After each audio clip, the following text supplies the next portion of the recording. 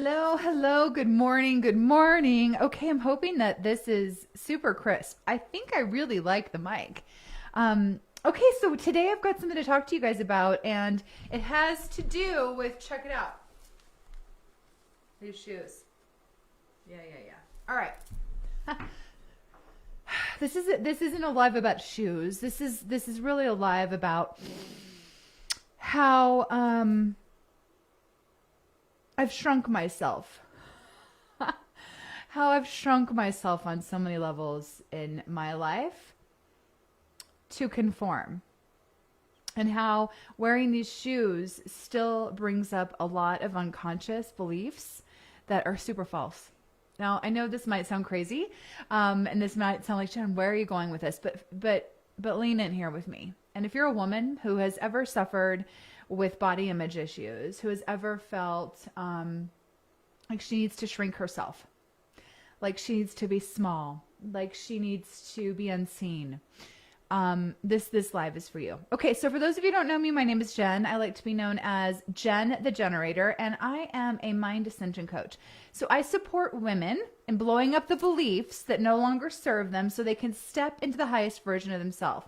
So listen, you guys know I've been reading a lot lately, and right now I'm almost finished with Glennon Doyle's Untamed. So this brought something up for me. Her story is very similar to mine in that and then my family, it was, my mom was like a supermodel, right? Like I'm not joking. And it was this frame and narrative that beauty and thinness and smallness was coveted. Not in a mean, weird way, just in a cultural way that we're all used to. And my narrative was skinny, small, blonde is best. And that's unfortunately the culture that we're fed. And anyhow, so long story short, I really relate to Glennon Doyle because she talks about her bulimia, and my eating disorders and body dysmorphia started at a very young age.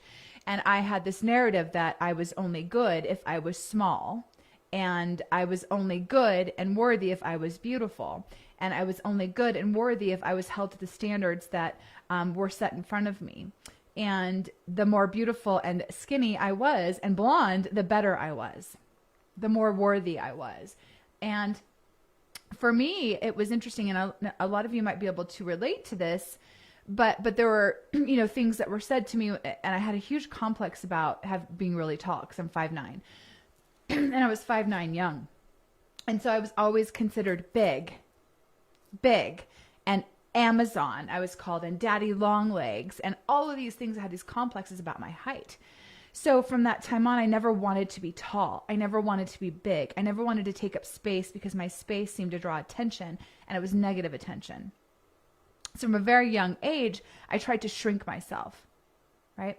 And so a client of mine said something to me today about how amazing my shoes were and how it was on Instagram and how they were so sexy and hot. And I'm like, do you know that still to this day, even getting through and working through all of my massive eating disorders, my years of bulimia, my years of body dysmorphia, starving myself into a version of what our culture says is correct, and hiding behind that, I still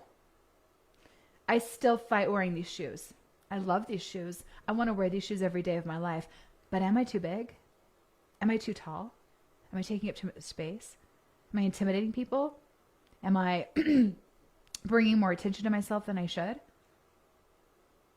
And all these questions I still get to navigate. I still get to blow up with my system that I use, that I've had to use in order to break free of the eating disorders, break free of the anorexia, the overexercise, the obsession about my perfection in my body, making me good enough, that still I have to manage these 5-inch heels I've got on because I don't want to be too big.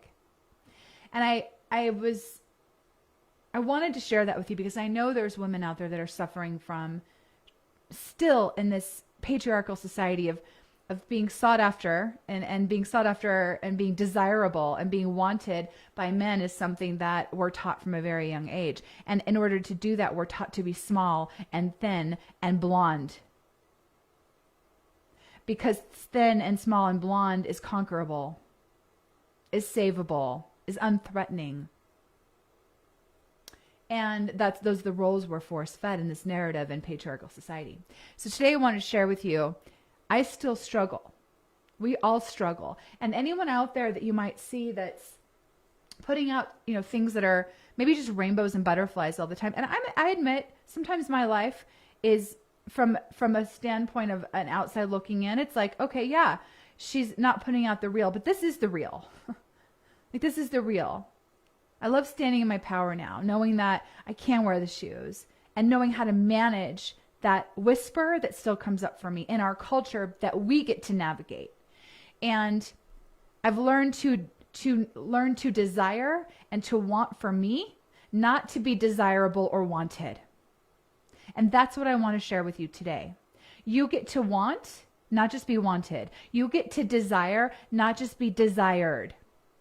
And if that means wearing the fucking shoes, that means wearing the shoes.